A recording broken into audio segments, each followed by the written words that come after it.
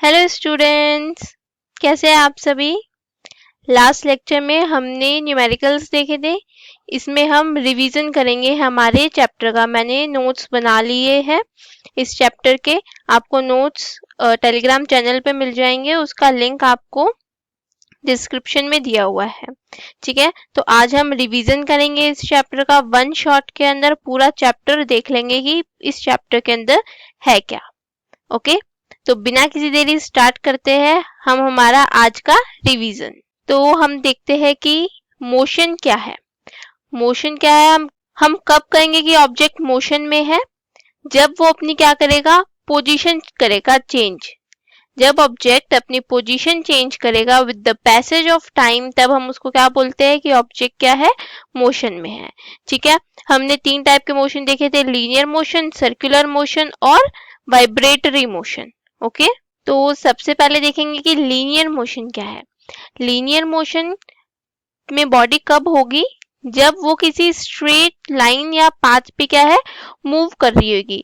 अगर body straight line या straight path पे मूव करती है तो हम क्या कहते हैं, बॉडी क्या कर रही है, लीनियर मोशन कर रही है। एग्जाम्पल क्या दे रखा है इसमें, motion of a moving car on a straight road. Straight road पे कार चल रही है, या फिर बॉल को ड्रॉप कर रहे हैं हम बिल्डिंग की छत से, रूफ से।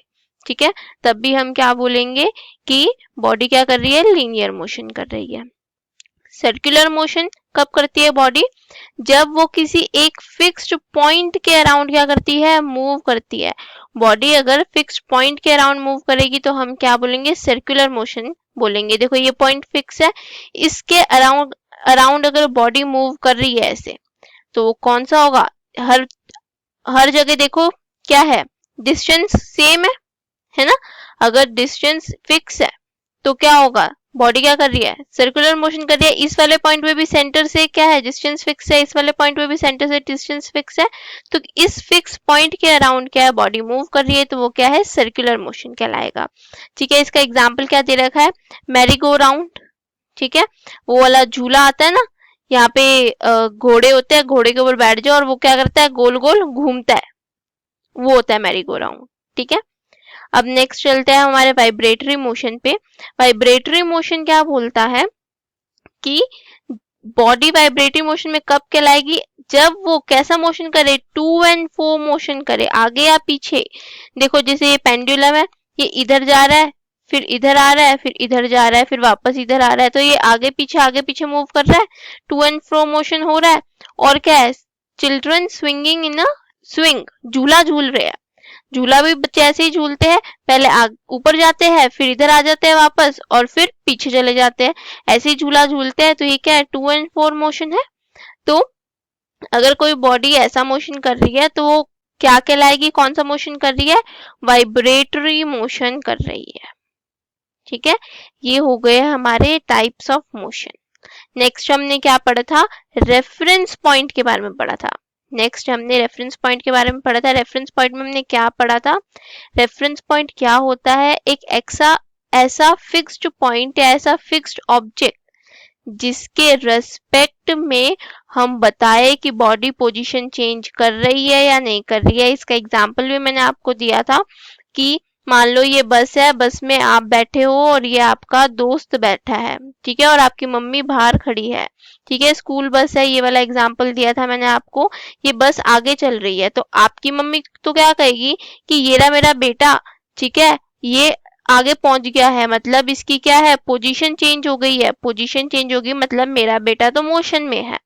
लेकिन यही आपका दोस्त क्या कहेगा कि आप मेरे पीछे बैठे थे, पहले भी, यहाँ पे भी, अभी भी मेरे पीछे बैठे हो, आपने तो पोजीशन ही चेंज नहीं की। पोजीशन चेंज नहीं की तो आप मोशन में नहीं हो। तो इसलिए हम एक रेफरेंस पॉइंट लेते हैं बताने के लिए कि बॉडी मोशन में है या नहीं है। वो रेफरेंस पॉइंट को क्या बोलते हैं, उसकी क्या डेफिनेशन है, a fixed point or a fixed object with respect to which the given body changes its position is known as reference point or origin। ठीक है, तो मोशन क्या है, एक रिलेटिव टर्म है। रिलेटिव टर्म क्यों है, क्योंकि ऑब्जेक्ट मोशन में है या नहीं है वो अपनी पोजीशन चेंज कर रहा है या नहीं कर रहा, वो हम किसी के रेस्पेक्ट में बताते हैं। किसके रेस्पेक्ट में बताते हैं? किसी फिक्स्ड पॉइंट या फिक्स्ड बॉडी। इस एग्जाम्पल में हमारी फिक्स्ड बॉडी क्या थी? इधर तो थी आपकी मम्मी और इधर था आपका दोस्त, ठीक है ना। अगर मैं मम्मी के रेस्पेक्ट में बोलूं तो आप मोशन में है, और दोस्त के रेस्पेक्ट में बोलूं तो आप क्या हो? रेस्ट पे हो, ठीक है। ये था आपका रेफरेंस पॉइंट, ठीक है। नेक्स्ट मूव करते हैं हम डिस्टेंस एंड डिस्प्लेसमेंट पे। डिस्टेंस और डिस्प्लेसमेंट का मैंने डायरेक्ट आपको यहाँ पे डिफरेंस बताया हुआ है, डिफरेंस के फॉर्म में समझाऊंगी मैं। डिस्टेंस क्या होती है? जो एक्चुअल लेंथ होती है ना, जो आपने पाथ कवर किया है, ठीक है, वो होती है डिस्टेंस। जैसे सपोज ये आपने ऐसे कोई घूम फिरा के ये पाथ ट्रेवल किया है, तो ये जो पूरा आपने यहाँ से जो पाथ ट्रेवल किया है, इसमें आपकी जो डिस्टेंस ट्रेवल हुई है वो समझ लो 10 किलोमीटर है, ठीक है। ये तो आ गई आपकी डिस्टेंस, ठीक है। डिस्प्लेसमेंट क्या होती है? ये इनिशियल पॉइंट था, ये फाइनल पॉइंट है, इन दोनों के बीच की जो डिस्टेंस है वो हमारी क्या होती है? डिस्प्लेसमेंट होती है। तो मैंने यहाँ पे डेफिनेशन क्या लिखी है डिस्प्लेसमेंट की? Shortest distance between the initial and final position. Initial और फाइनल पोजीशन के बीच की जो शॉर्टेस्ट डिस्टेंस है वो क्या होती है? डिस्प्लेसमेंट होती है, ठीक है। अब जो डिस्टेंस ट्रेवल है वो किस पे डिपेंड करती है? Depends upon the path followed. अब देखो आपके स्कूल से घर तक आने के दो रास्ते हैं, एक तो छोटा और एक बड़ा, ठीक है ना। तो अगर आप छोटा ट्रैवल करोगे रास्ता तो कम डिस्टेंस ट्रैवल करोगे, आप बड़ा रास्ता चूज करते हो तो ज्यादा डिस्टेंस ट्रैवल करनी पड़ेगी, है ना। तो ये किस पे डिपेंड करती है? डिस्टेंस आपके पाथ पे। सपोज एक पाथ तो ये है और एक और पाथ क्या है? एक और पाथ ऐसे घूम फिरा के यहाँ से ऐसे है, इधर ज्यादा टाइम लग रहा है, इधर कम टाइम लग रहा है ना। तो ये पाथ पे डिपेंड करेगी डिस्टेंस। लेकिन डिस्प्लेसमेंट जो है वो पाथ पे डिपेंड नहीं करती है, doesn't depend upon path, path पे डिपेंड नहीं करती है। किस पे डिपेंड करते हैं? इनिशियल और फाइनल। ये आपकी इनिशियल पोजीशन थी, ये फाइनल, इन दोनों को मिला दिया, इन दोनों के बीच की जो डिस्टेंस है वही आपकी डिस्प्लेसमेंट होगी। तो कोई फर्क नहीं पड़ता कि आप कोई भी पाथ चूज करो, ओके। नेक्स्ट पॉइंट क्या है हमारा? नेक्स्ट पॉइंट है कि जो डिस्टेंस डिस्टेंस ट्रेवल जो है वो क्या होती है? ऑलवेज पॉजिटिव होती है। लेकिन डिस्प्लेसमेंट पॉजिटिव, नेगेटिव, जीरो कुछ भी हो सकती है। मैंने आपको ये चीज डिटेल में लेक्चर में बताई हुई है कैसे हो सकती है। कि सपोज ये आप ऐसे जा रहे हो, ये आपका इनिशियल पॉइंट था, आप ऐसे जा रहे हो 10 किलोमीटर आगे चले गए, ठीक है ना। अब घूम के वापस पीछे आए जब आप, ठीक है, आप पीछे समझ लो कि 5 किलोमीटर आ गए, तो आपकी डिस्टेंस ट्रैवल तो कितनी हो जाएगी? 15 हो जाएगी, 10 प्लस 5। लेकिन जो डिस्प्लेसमेंट है, डिस्प्लेसमेंट क्या हो जाएगी आपकी? 10 माइनस 5। क्यों? क्योंकि ये इनिशियल है, ये फाइनल है, इन दोनों के बीच की क्या है? डिस्टेंस। इन दोनों के बीच की डिस्टेंस है 10 माइनस 5 जो कि है 5। और यही अगर आप यहाँ पहुंच जाओ वापस से तो आपकी डिस्टेंस तो कितनी हो जाएगी? 20। डिस्प्लेसमेंट क्या हो जाएगा? आप पहले भी यहाँ थे, अभी भी यही हो, मतलब डिस्प्लेसमेंट आपका हो जाएगा 0, ओके। यही अगर आप 5 किलोमीटर पीछे चले जाओ ना, तो देखो ये वाली डायरेक्शन पॉजिटिव लेते हैं अपन डिस्प्लेसमेंट के लिए, ये वाली नेगेटिव लेते हैं। यही अगर मैं 5 किलोमीटर पीछे चली जाऊं ना, तो देखो ये नेगेटिव डायरेक्शन के अंदर मैं 5 किलोमीटर पीछे गई हूँ इनिशियल से, इनिशियल से इधर चली गई ना मैं, तो डिस्प्लेसमेंट 5 माइनस 5 हो जाएगी। और यही डिस्टेंस कितनी हो जाएगी? 10 प्लस 10 20, 20 प्लस 5 25, ठीक है। तो इस तरीके से डिस्प्लेसमेंट क्या है? नेगेटिव, पॉजिटिव, जीरो कुछ भी हो सकती है, ओके। नेक्स्ट है डिस्टेंस है स्केलर क्वांटिटी, डिस्प्लेसमेंट है वेक्टर। स्केलर क्वांटिटी का मतलब मैंने बताया था क्या होता है? इसके पास सिर्फ मैग्नीट्यूड है, इसके पास क्या है? मैग्नीट्यूड के साथ साथ डायरेक्शन भी है, ठीक है। तभी तो मैंने बोला कि ये वाली डायरेक्शन को पॉजिटिव लेते हैं, ये वाली डायरेक्शन को नेगेटिव लेते हैं। जैसे नंबर लाइन में होता है ना, नंबर लाइन में क्या होता है? ये 0 है, 0 के इधर सब पॉजिटिव और इधर सब नेगेटिव, है ना। तो ये 0 को ओरिजिन मान लिया, तो ओरिजिन से इधर जब भी जाएंगे तो पॉजिटिव, इधर जब भी जाएंगे तो नेगेटिव, ओके। अब नेक्स्ट क्या है हमारा? नोट लिखा है मैंने यहाँ पे। नोट क्या है कि जो ऑडोमीटर होता है वो क्या बताता है हमें? डिस्टेंस बताता है। ऑडोमीटर हमें क्या बताता है? डिस्टेंस बताता है, ओके। नेक्स्ट है हमारा uniform and non uniform motion. तो यूनिफॉर्म मोशन क्या होता है, बॉडी को हम कब कहेंगे कि वो यूनिफॉर्म मोशन कर रही है, अगर वो स्ट्रेट लाइन में मूव कर रही है और इक्वल डिस्टेंस कवर कर रही है in equal interval of time. देखो 1 सेकंड के अंदर यहाँ पे भी 10 मीटर कवर की है, इधर भी 1 सेकंड में 10 मीटर डिस्टेंस कवर की, इधर भी 1 सेकंड में 10 मीटर डिस्टेंस कवर की। तो हमेशा 10-10 मीटर डिस्टेंस कवर कर रही है, मतलब यूनिफॉर्म मोशन हो रहा है। नॉन यूनिफॉर्म मोशन में क्या होता है, अनइक्वल डिस्टेंस कवर करती है। देखो यहाँ पे 1 सेकंड में 1 मीटर की, तो आगे भी तो 1 मीटर करनी चाहिए ना अगर यूनिफॉर्म मोशन है तो, लेकिन नहीं, अगले 1 सेकंड में 2 मीटर कर ली, तो मतलब यूनिफॉर्म मोशन नहीं है। कैसा मोशन है, नॉन यूनिफॉर्म मोशन है। यहाँ पे मैंने लिखा हुआ भी है कि covers unequal distances in equal interval of time. Equal interval of time में क्या है, अनइक्वल डिस्टेंसेस कवर कर रहा है। एग्जाम्पल क्या है, बस moving on a crowded road. अगर बहुत भीड़ भाड़ वाली जगह है तो बस क्या रुक रुक के चलेगी, कभी ज्यादा कवर करेगी डिस्टेंस, कभी कम डिस्टेंस कवर करेगी, है ना। अगर पर्सन जॉगिंग कर रहा है रोड पे जॉगिंग कर रहा है, तो बीच में कोई आ गया तो उसको अपनी कम भी करनी पड़ेगी स्पीड। स्पीड कम करने से क्या होगी, डिस्टेंस कम ट्रैवल होगी, तो कभी ज्यादा भी कर सकता है वो स्पीड, है ना। तो ये हो गए हमारे नॉन यूनिफॉर्म के एग्जाम्पल। ओके, नेक्स्ट चलते हैं हम स्पीड पे। स्पीड क्या है, स्पीड हम कैसे डिफाइन करते हैं कि distance travelled by any body per unit time, कि कितने ने टाइम में कितनी डिस्टेंस ट्रैवल की है, वो होती है हमारी स्पीड। तो देखो डिस्टेंस अपॉन टाइम ये कैसे आया, ये सब मैंने आपको डिटेल में लेक्चर में बताया हुआ है, ठीक है। अगर डिटेल में पढ़ना है तो लेक्चर देखना, और इसमें मैं आपको शॉर्ट में रिवाइज करा रही हूँ। ओके, तो ये हो जाएगा v equals to distance upon time. ये क्या है, आपका स्पीड का फॉर्मूला। इसकी एसआई यूनिट क्या है, देखो डिस्टेंस की मीटर होती है, टाइम की सेकंड होती है, तो मीटर अपॉन सेकंड को क्या लिख देंगे, मीटर पर सेकंड लिख देंगे, या फिर क्या लिख सकते हैं, मीटर सेकंड की पावर -1। जो नीचे होता है वो ऊपर जाके क्या हो जाती है, पावर -1 हो जाती है। ये है SI unit. CGS unit, CGS क्या होता है, सेंटीमीटर ग्राम सिस्टम। ये क्या यूनिट है इसकी, सेंटीमीटर पर सेकंड। डेली लाइफ में हम जो हमारी जो स्कूटी या बाइक कार जो भी है, उनकी जो स्पीड होती है वो किलोमीटर पर आवर में देखी जाती है, तो इसलिए डेली लाइफ में जो यूनिट काम आती है वो है kilometre per hour.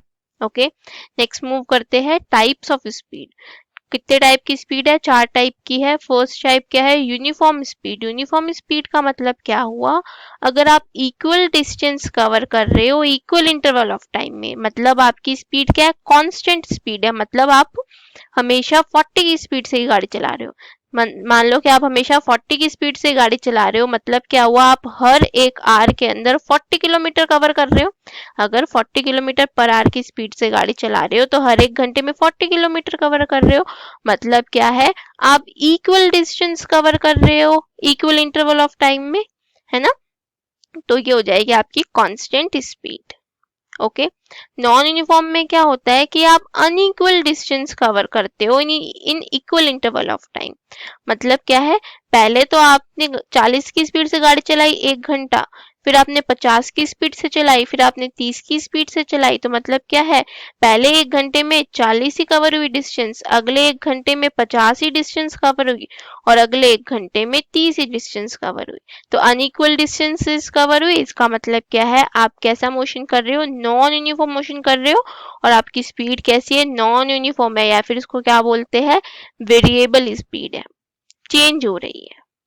Okay, next है एवरेज स्पीड। एवरेज स्पीड क्या होती है, एवरेज स्पीड होती है total distance travelled upon total time. इसका एग्जांपल मैंने आपको क्या दिया था कि आप घर से निकले हो, ठीक है, और स्कूल पहुंचे हो, आपके पापा को फोन किया आपने कि मैं स्कूल पहुंच गया हूँ, तो आपके पापा ने बोला कितने की स्पीड से गाड़ी चलाई बेटा, आपने तो कभी 30 की स्पीड भी करी, कभी 40 की करी, कभी 60 की करी, कभी 20 की भी करी। अब आप अपने पापा को ये पूरी कहानी थोड़ी सुनाओगे कि मैंने इतनी देर इतनी की स्पीड से चलाई।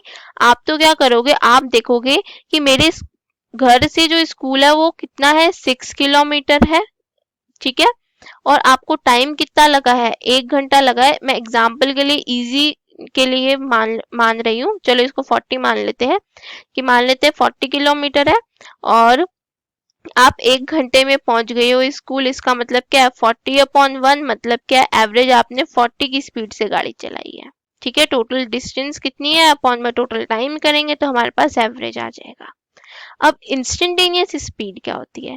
इंस्टेंटेनियस स्पीड होती है कि आपकी उस इंस्टेंट पे कितनी स्पीड है। आप और आपका दोस्त दोनों साथ में गाड़ी चला रहे हैं, आपने अपने दोस्त से पूछा कि कितने की स्पीड से गाड़ी चला रहा है, उसने बोला 40, तो इसका मतलब वो क्या बता रहा है कि अपनी इंस्टेंटेनियस स्पीड बता रहा है कि उस इंस्टेंट पे उसकी क्या स्पीड है। ठीक है, अब नेक्स्ट कुछ नोट है। नोट क्या है? स्पीडोमीटर हमें क्या बताता है? स्पीड बताता है। किलोमीटर पर आवर को मीटर पर सेकंड में चेंज करने के लिए 5/18 से मल्टीप्लाई करते हैं, और मीटर पर सेकंड से किलोमीटर पर आवर में चेंज करने के लिए 18/5 से मल्टीप्लाई करते हैं। और ये आपके न्यूमेरिकल्स के अंदर यूज आती है चीज। ओके, नेक्स्ट मूव करते हैं हम वेलोसिटी पे। वेलोसिटी क्या होता है? वेलोसिटी कुछ भी नहीं है, स्पीड है, लेकिन स्पीड को क्या दे दी? डायरेक्शन भी दे दी। आपने अपने दोस्त से पूछा कितने की स्पीड से गाड़ी चला रहा है, वो बोलता 60, लेकिन उसने 60 बोला मतलब उसने अपनी स्पीड बताई। लेकिन अगर वो बोलता 60 की स्पीड पे नॉर्थ की तरफ जा रहा हूं मैं, नॉर्थ की तरफ 60 की स्पीड से चला रहा हूं, मतलब क्या है? उसने अपनी वेलोसिटी बताई है। ठीक है, अब वेलोसिटी क्या है? वेलोसिटी को कैसे डिफाइन करते हैं? Displacement of body per unit time. ठीक है, अब देखो मैंने यहाँ पे क्या लगाया है, v के ऊपर एक एरो लगाया है। इस एरो का मतलब है कि वेक्टर क्वांटिटी है। वेक्टर क्वांटिटी कौन सी क्वांटिटी होती है? जिसके पास मैग्नीट्यूड भी होता है और डायरेक्शन भी होता है। तो जिसके पास मैग्नीट्यूड और डायरेक्शन दोनों होता है उसको वेक्टर क्वांटिटी कहते हैं, और उसके ऊपर क्या लगता है? ऐसे एक एरो लगता है। तो यहाँ पे मैंने एरो लगाया है, मतलब मैं किसकी बात कर रही हूँ? वेलोसिटी की बात कर रही हूँ। अगर मैंने खाली वी लिखा है मतलब मैं स्पीड की बात कर रही हूँ। ठीक है, आपके अभी ये एरो वाली चीज है नहीं, लेकिन मैंने फिर भी आपको बताई क्योंकि सही वे यही है लिखने का। ओके, डिस्प्लेसमेंट भी वेक्टर क्वांटिटी है, हमने ऊपर देखा, इसलिए मैंने एस के ऊपर ऐसे लगा दिया। ये डिस्प्लेसमेंट है, एस के ऊपर कुछ नहीं लगाऊंगी तो वो क्या है? डिस्टेंस है। ओके, तो यहाँ पे एसआई यूनिट क्या है इसकी? मीटर पर सेकेंड, सीजीएस सेंटीमीटर पर second, commonly use kilometre per hour. Okay, next move करते हैं टाइप्स ऑफ वेलोसिटी पे। 3 टाइप की वेलोसिटीज है हमारे पास, uniform velocity, non uniform velocity और एवरेज वेलोसिटी। यूनिफॉर्म वेलोसिटी क्या है? वही कि आप क्या कर रहे हो? इक्वल डिस्प्लेसमेंट्स कवर कर रहे हो in equal interval of time, जैसे मैंने ऊपर बताया। साथ में क्या जुड़ जाती है? डायरेक्शन जुड़ जाती है बस। नॉन यूनिफॉर्म में क्या है? अनइक्वल डिस्प्लेसमेंट्स कवर कर रहे हो इक्वल इंटरवल में, साथ में डायरेक्शन जुड़ गई बस। इसका एग्जाम्पल क्या है? क्राउडेड रोड पे नॉर्थ की तरफ गाड़ी चला रहे हो, डायरेक्शन ऐड कर दी। स्टोन फेंक रहे हो वर्टिकली अपवर्ड, मैंने डायरेक्शन बता दी ऊपर की तरफ, है ना? तो ये आपकी हो जाएगी non uniform velocity. Average velocity क्या है? एवरेज वेलोसिटी है आपकी total displacement upon total time taken. जैसे एवरेज स्पीड थी total distance upon total time taken, यहाँ पे total displacement upon total time taken है। इसके अंदर ये है इंपॉर्टेंट पॉइंट, मैंने स्टार मार्क भी किया है। क्या इंपॉर्टेंट पॉइंट है कि अगर ऑब्जेक्ट की वेलोसिटी चेंज हो रही है एट ए यूनिफॉर्म रेट, अगर यूनिफॉर्म रेट से चेंज हो रही है मतलब पहले 1 सेकेंड में, समझ लो इनिशियल उसकी वेलोसिटी यू थी, मान लेते हैं 10 थी। ठीक है, अगले 1 सेकेंड के अंदर कितनी हो गई? 20 हो गई। अगले 1 सेकेंड के अंदर कितनी हो गई? 30 हो गई। अगले 1 सेकेंड के अंदर कितनी हो गई? 40 हो गई। ठीक है, ये आपकी फाइनल वेलोसिटी हो गई है 40, इनिशियल आपकी थी 10। अब आपको अगर एवरेज बताना है ना, तो आप क्या यूज कर सकते हो? V average equals to u plus v upon 2। अगर आपको अपनी एवरेज वेलोसिटी निकालनी है, ये वाला फॉर्मूला कब यूज करना है? याद रखना, अगर आप यूनिफॉर्म रेट से अपनी वेलोसिटी चेंज कर रहे हो तो। ठीक है, नॉन यूनिफॉर्म से कर रहे हो तो ये फॉर्मूला नहीं लगेगा। अगर यूनिफॉर्म रेट से कर रहे हो तभी ये फॉर्मूला लगेगा, और ये फॉर्मूला बहुत यूजफुल है। ठीक है, u और v क्या है? हमारी इनिशियल और फाइनल वेलोसिटी।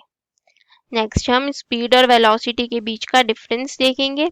स्पीड क्या है? स्पीड है distance travelled by an object per unit time, और वेलोसिटी क्या है? Distance travel but in a particular direction, तो वो हमारी क्या हो जाती है? डिस्प्लेसमेंट हो जाती है पर यूनिट टाइम। तो ये हमारी हो जाएगी वेलोसिटी। एवरेज स्पीड क्या है, कभी भी जीरो नहीं हो सकती है, लेकिन एवरेज वेलोसिटी जीरो हो सकती है। कैसे जीरो होगी, अगर डिस्प्लेसमेंट जीरो हो जाए। डिस्प्लेसमेंट तो जीरो हो सकता है ना, इसलिए एवरेज वेलोसिटी भी जीरो हो सकती है, लेकिन एवरेज स्पीड कभी भी जीरो नहीं हो सकती है। अब नेक्स्ट क्या है, स्पीड हमें क्या बताती है कि कितना फास्ट है ऑब्जेक्ट, कितना फास्ट मूव कर रहा है ऑब्जेक्ट, ठीक है। यही वेलोसिटी क्या बताती है, कितना फास्ट कर रहा है ये तो बताती है, और कौन से डायरेक्शन में मूव कर रहा है ये भी बताती है, ठीक है। स्पीड क्या है, स्केलर क्वांटिटी। वेलोसिटी क्या है, वेक्टर क्वांटिटी। स्पीड हमेशा पॉजिटिव होती है और वेलोसिटी पॉजिटिव और नेगेटिव दोनों हो सकती है, ठीक है। तो इसी के साथ हमारी स्पीड वेलोसिटी का डिफरेंस भी खत्म हुआ। नेक्स्ट मूव करते हैं एक्सेलरेशन पे। एक्सेलरेशन क्या है, rate of change of velocity. Velocity change हो रही है पर यूनिट टाइम, ठीक है। कितनी वेलोसिटी चेंज होगी कितने टाइम में, सपोज आप 10 की स्पीड से गाड़ी चला रहे थे और आपने 30 कर लिया, इसको मैं मीटर पर सेकंड मान रही हूँ, इसको मैं मीटर पर सेकंड मान रही हूँ, ठीक है। 10 से 30 कर ली स्पीड, कितनी देर में, 2 सेकंड में कर ली। तो बताओ एक्सेलरेशन कितना हुआ है, अपन क्या कर रहे हैं, गाड़ी को एक्सेलरेट कर रहे हैं। अपन कहते हैं ना थोड़ा एक्सेलरेट तो कर गाड़ी को, स्पीड तो बढ़ा। स्पीड बढ़ाने का मतलब क्या हुआ कि हम गाड़ी को एक्सेलरेट कर रहे हैं, और एक्सेलरेशन कितना हो जाएगा हमारा, 10 से 30 पे गए हैं। कितनी चेंज इन वेलोसिटी हुई है, 30 माइनस 10 मतलब 20 का चेंज हुआ है। कितनी देर में, 2 सेकंड में हुआ है, अपॉन में 2 लगा दूं तो 10 आ जाएगा, मतलब 10 मीटर पर सेकंड स्क्वायर। मतलब क्या हुआ, मैंने 1 सेकंड के अंदर 10 मीटर पर सेकंड अपनी स्पीड बढ़ा ली, और यही मेरा क्या हो जाएगा, एक्सेलरेशन हो जाएगा 10 मीटर पर सेकंड स्क्वायर। ओके। अब देखो एक्सेलरेशन के ऊपर भी मैंने एरो लगाया है, क्यों, क्योंकि वेलोसिटी क्या है, एक वेक्टर क्वांटिटी है, तो ऑब्वियस सी बात है एक्सेलरेशन भी वेक्टर क्वांटिटी होगी, तो एक्सेलरेशन क्या है, वेक्टर क्वांटिटी है। ओके। नेक्स्ट एक्सेलरेशन की एक्सप्रेशन कैसे आई, मान लेते हैं अपन इनिशियल वेलोसिटी हमारी u है, t इक्वल्स टू 0 पे, t इक्वल्स टू t पे हमारी फाइनल वेलोसिटी है v। तो चेंज इन वेलोसिटी कितना हो जाएगा, अभी हमने फाइनल माइनस इनिशियल किया था, ऊपर 30 माइनस 10 किया था, तो ये हो जाएगा v माइनस यू। और टाइम टेकन कितना हो जाएगा, यहाँ पे 0 था और यहाँ पे t हो गया, तो t माइनस 0 करूंगी तो t हो जाएगा, तो वही यहाँ पे t हो गया, ये चेंज इन वेलोसिटी, तो यहाँ पे मैंने चेंज इन वेलोसिटी रखा, और यहाँ पे मैंने टाइम टेकन रखा। तो क्या आ गया, a equals to v minus u upon t, हमारा एक्सेलरेशन की एक्सप्रेशन आ गई। ओके। अब ऐसा यूनिट क्या है इसकी, मीटर पर second square. CGS unit centimetre पर सेकेंड स्क्वायर। अदर यूनिट क्या है, kilometre per hour square. Next move करते हैं हम हमारे टाइप्स ऑफ एक्सेलरेशन पे। 4 टाइप्स की एक्सेलरेशन है, पॉजिटिव एक्सेलरेशन, नेगेटिव, यूनिफॉर्म और नॉन यूनिफॉर्म, ठीक है। पॉजिटिव एक्सेलरेशन क्या है, जब ऑब्जेक्ट अपनी क्या करता है, इस वेलोसिटी को बढ़ाता है। अगर ऑब्जेक्ट अपनी वेलोसिटी को बढ़ाता है in the direction of motion, in the direction of motion important है, अगर मोशन इधर की तरफ है और वेलोसिटी बढ़ाने के लिए भी इधर की तरफ ही मूव कर रहा है वो, तो क्या हो जाएगा, पॉजिटिव एक्सेलरेशन। नेगेटिव एक्सेलरेशन क्या होता है, वेलोसिटी ऑफ बॉडी डिक्रीज हो रही है, वेलोसिटी कम हो रही है, ब्रेक लगा दिया आपने, ब्रेक लगा दिया तो आप क्या कर रहे हो, मोशन का अपोज कर रहे हो, उसके खिलाफ जा रहे हो, उसके खिलाफ जा रहे हो, मतलब मोशन के खिलाफ जा रहे हो, तो मतलब नेगेटिव एक्सेलरेशन होगा। आप अपनी क्या कर रहे हो, स्पीड कम कर रहे हो, वेलोसिटी क्या कर रहे हो, कम कर रहे हो। 30 की थी आपकी वेलोसिटी, आप 10 पे ले आए, तो फाइनल माइनस इनिशियल जब आप करोगे तो -20 आएगा ना, अपॉन में अगर मैंने टाइम 2 सेकेंड लगा दिया तो माइनस का 10 आ जाएगा, माइनस में आया एक्सेलरेशन, इसलिए बोलते हैं नेगेटिव एक्सेलरेशन, ठीक है। अब यूनिफॉर्म एक्सेलरेशन क्या है, यूनिफॉर्म एक्सेलरेशन है कि अगर आप अपनी वेलोसिटी चेंज कर रहे हो इक्वल अमाउंट में, in equal interval of time, ठीक है। 10 की स्पीड से गाड़ी चला रहे थे, ओके, अब क्या आ गए, अगले सेकंड पे 20 पे आ गए, अगले सेकंड पे 30 पे आ गए, अगले सेकंड पे 40 पे आ गए, तो हमेशा 10 मीटर पर सेकंड की स्पीड से गाड़ी को क्या कर रहे हो, बढ़ा रहे हो। तो इसका मतलब क्या हुआ, ये कैसा है आपका यूनिफॉर्म एक्सेलरेशन। यही नॉन यूनिफॉर्म में क्या होता है, आप अनइक्वल अमाउंट से बढ़ाते हो। अनइक्वल अमाउंट से मतलब पहले आपने 10 मीटर पर सेकंड से चला रहे थे गाड़ी, 1 सेकंड के अंदर 20 कर लिया, ठीक है। फिर अगले 1 सेकंड के अंदर आपने कितनी कर ली, 40 कर ली। मतलब क्या हुआ, आपने यहाँ पे 20 मीटर पर सेकंड से बढ़ाया, इधर 10 मीटर पर सेकंड से बढ़ाया, है ना। तो इसका मतलब क्या हुआ कि आप अनइक्वल अमाउंट में बढ़ा रहे हो आपकी वेलोसिटी। यही हमारा यहाँ पे खत्म होता है एक्सेलरेशन। नेक्स्ट मूव करते हैं ग्राफिकल रिप्रेजेंटेशन ऑफ मोशन पे। मोशन को हम क्या करेंगे, ग्राफ में रिप्रेजेंट करेंगे। तो हम यहाँ पे कौन से ग्राफ देखेंगे, दो ग्राफ देखेंगे। एक तो डिस्टेंस टाइम ग्राफ देखा था अपन ने, है ना, और एक और कौन सा देखा था, वेलोसिटी टाइम ग्राफ। तो सबसे पहले हम डिस्टेंस टाइम ग्राफ देखेंगे। डिस्टेंस टाइम ग्राफ किसके लिए देखेंगे, स्टेशनरी बॉडी के लिए। मतलब क्या है, बॉडी रुकी हुई है, मूव नहीं कर रही है, बस यहीं पे रुक गई है। मान लेते हैं कि वो 3 मीटर डिस्टेंस पे रुकी हुई है, ठीक है। इनिशियल वो यहाँ पे थी, लेकिन हमने जब ऑब्जर्व करने लगा उसको, वो 3 मीटर डिस्टेंस पे आके रुक गई थी, ठीक है। तो 0 सेकंड पे भी क्या है, 0 सेकंड पे भी वो 3 पे है। 1 सेकंड पे देखा तब भी 3 पे है, 2 पे देखा तब भी 3, 3 सेकंड पे देखा तब भी 3, 4 सेकंड पे देखा तब भी 3। तो मैंने ये पॉइंट्स मार्क किए, स्ट्रेट लाइन ड्रॉ की, तो मेरी लाइन कैसी आई, पैरेलल टू टाइम एक्सिस आई। मेरी लाइन कैसी आई, पैरेलल टू टाइम एक्सिस आई। तो ये होता है हमारी स्टेशनरी बॉडी के लिए ग्राफ। ओके, नेक्स्ट है अगर बॉडी यूनिफॉर्म मोशन कर रही है। अगर बॉडी यूनिफॉर्म मोशन कर रही है, यूनिफॉर्म मोशन का मतलब क्या हुआ, इक्वल डिस्टेंस कवर कर रही है in equal interval of time. तो देखो यहाँ पे मैंने क्या किया है, पहले 1 सेकंड में 2 मीटर डिस्टेंस कवर की है इसने, फिर अगले 1 सेकंड में फिर से 2 डिस्टेंस कवर की है, 2 मीटर, मतलब वो 4 पे पहुंच गया, तो यहाँ मार्क कर दिया। अगले 1 सेकंड में 2 और कर ली, मतलब वो 6 पे पहुंच गया, 8 पे, 10 पे, 12 पे, 14 पे, ऐसे हर बारी 2 मीटर डिस्टेंस कवर कर रहा है। तो ये एक स्ट्रेट लाइन आई है।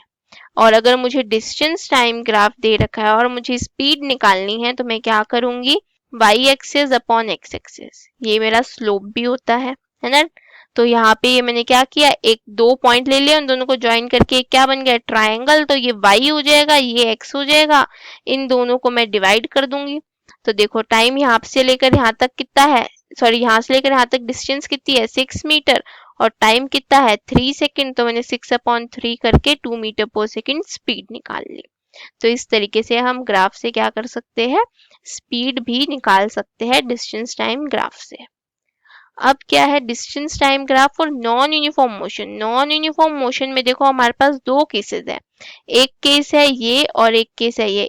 अब देखो जब ग्राफ आपका ऐसे बने, मतलब आप क्या कर रहे हो, स्पीड इंक्रीज कर रहे हो। अगर आपका ग्राफ ऐसे बने, इसका मतलब आप स्पीड क्या कर रहे हो, डिक्रीज कर रहे हो। तो यहाँ पे देखो पहले तो 1 पे था ये, फिर 3 पे, फिर 6 पे। अब देखो यहाँ पे डिफरेंस है 2 का, यहाँ डिफरेंस है 3 का, अनइक्वल डिस्टेंसेस कवर हो रही है। यहाँ पे भी देखो 8 का है, फिर उसके बाद क्या है, 8 माइनस 14 करूंगी तो 6 का है, 14 माइनस 18 करूंगे तो 4 का है। तो देखो डिस्टेंस क्या है, अनइक्वल आ रही है, मतलब नॉन यूनिफॉर्म मोशन हो रहा है। तो इस तरीके से ग्राफ बनेंगे। मैंने दोनों चीज मेंशन की हुई है कि एक साइड क्या हो रही है, बॉडी स्पीड बढ़ा रही है, और एक साइड बॉडी स्पीड को क्या कर रही है, कम कर रही है। यह हो गया आपके डिस्टेंस टाइम ग्राफ। नेक्स्ट है आपका velocity time graph. Velocity time graph में फर्स्ट है आपका कांस्टेंट वेलोसिटी। मतलब क्या है, बॉडी मान लो 5 मीटर पर सेकंड की स्पीड से ही चल रही है हमेशा। तो देखो इधर भी 5 हमेशा 5 की स्पीड से चल रही है, तो स्ट्रेट लाइन बनेगी पैरेलल टू टाइम एक्सिस।